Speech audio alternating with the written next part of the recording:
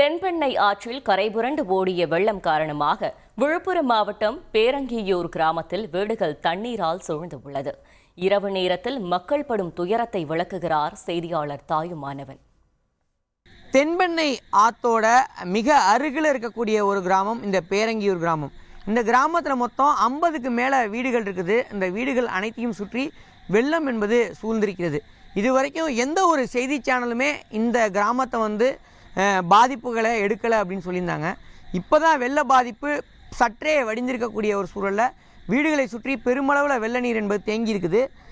குறிப்பாக வீடுகளுக்குள்ளே வெள்ள நீர் புகுந்திருப்பதால் இங்கே இருக்கக்கூடிய கிராம மக்கள் மிகப்பெரிய பாதிப்புக்குள்ளாக இருக்கிறாங்க. 3 நாளைக்கு மேலே கரண்ட்டு கிடையாது.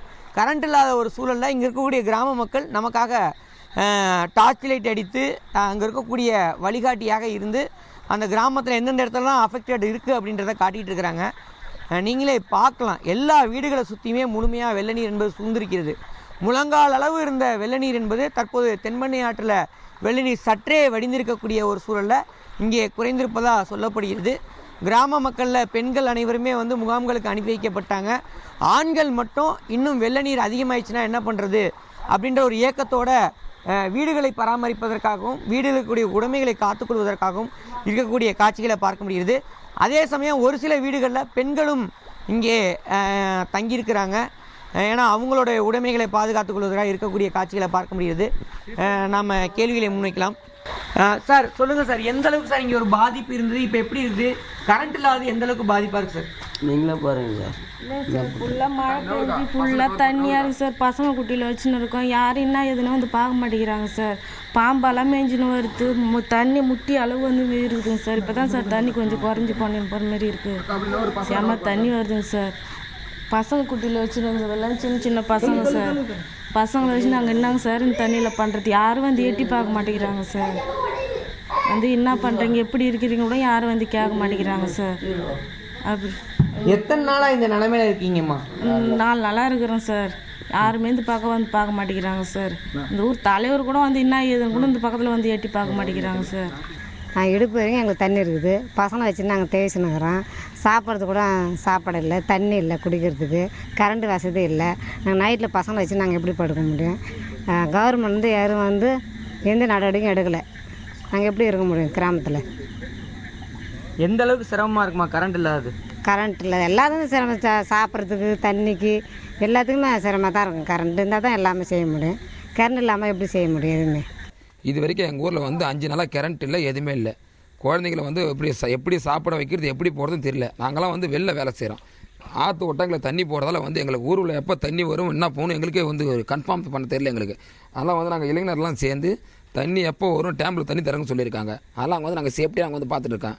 இப்போ அந்த தெருவில் ஒரு அக்கா நடந்து போனாங்க. தண்ணியில் என்ன ஆச்சு ஏது போச்சுன்னு தெரியல. முட்டையான தண்ணியில் அவங்க மயக்கடிச்சு மூச்சு வச்சு இல்லாமல் கிடக்குறாங்க.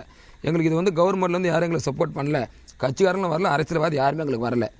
இது வரைக்கும் தினத்தந்தியிலேருந்து மட்டும்தான் நீங்கள் வந்திருக்கீங்க. எங்களுக்கு வந்ததுக்கு உங்களுக்கு ரொம்ப தேங்க்ஸ். நான் உங்களுக்கு. நீங்கள் முகாமுக்கு போகலையா, என்ன காரணம் சார்? இல்லை, வீட்டில் இருக்கிற பொருட்கள்லாம் வேஸ்ட் ஆகிடும் சொல்லிட்டு இங்கே தங்கிட்டோம். வேறு என்ன காரணம் சார்? வெள்ளம் எந்த அளவுக்கு போயிட்டு இருக்கு தென்பெண்ணை ஆற்றுல?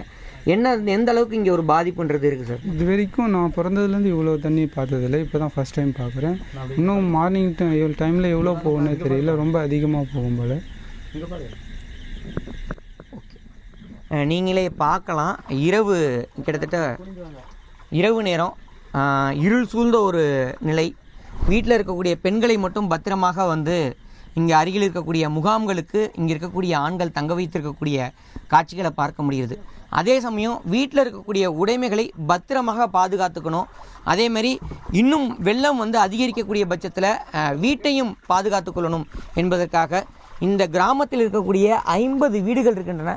இந்த 50 வீட்டிலையும் இருக்கக்கூடிய ஆண்கள் மட்டும் இரவு முழுவதும் இப்போது காவலர் போல பணிகளில் ஈடுபட்டுருக்கிறாங்க. தென்பெண்ணை ஆற்றுல மேலும் வெள்ளம் அதிகரிக்கிறதா, நம்ம வீடை பத்திரமா பாதுகாத்துக்கொள்ள முடியுமா என இங்கே இருக்கக்கூடிய மக்கள் இங்கே இருக்கக்கூடிய காட்சிகளை பார்க்க முடியுது. பெண்களை மட்டும் அருகில் இருக்கக்கூடிய முகாம்களுக்கு அனுப்பி வைத்திருக்கிறார்கள். முகாம்களில் அரசு சார்பில் அவர்களுக்கு தேவையான அனைத்து நிவாரண உதவிகளும் வழங்கினாலும் கூட வீடுகளை காப்பாற்றிக் கொள்ள வேண்டும், உடைமைகளை காப்பாற்றிக் கொள்ளணும் என்பதற்காக ஆண்கள் அனைவருமே இப்போது இரவு முழுவதும் காத்திருக்கக்கூடிய பணிகளில் ஈடுபட்டிருக்கிறாங்க. இருள் சூழ்ந்த பகுதி 3 நாள் ஆயிட்டுங்க. கரண்ட்டு கட்டாகி பூச்சிகள், பாம்புகள் என பல இடர்பாடுகளுக்கு மத்தியில் தான் வாழ்ந்துக்கிட்டு இருக்கிறாங்க. எப்போது வெள்ள நீர் இன்னும் அதிகரிக்கும், வெள்ள நீர் அதிகரிக்கக்கூடிய பட்சத்தில் தன்னுடைய வீட்டை காத்துக்கொள்ள முடியுமா என்ற ஒரு அச்சத்துக்கு மத்தியில் தான் இங்கே இருக்கக்கூடிய மக்கள் இருப்பதை பார்க்க முடிகிறது. தந்தி செய்திகளுக்காக ஒளிப்பதிவாளர் நெப்போலியனுடன் தாய்மானவன். செய்திகளை உடனுக்குடன் தெரிந்து கொள்ள உடனே சப்ஸ்கிரைப் பண்ணுங்க.